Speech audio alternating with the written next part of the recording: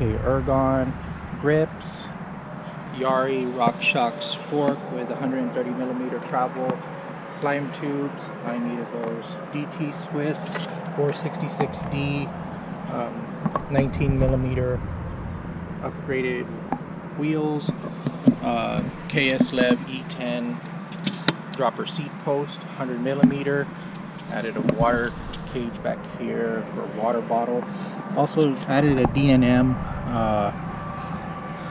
longer travel rear shock. It was stock was 184. This is 190. Went from 44 to 50 millimeter travel. It's not bumping the frame or anything. So we're gonna hit the trail on Saturday, see what everything works out like. The next thing I'm gonna upgrade is the saddle.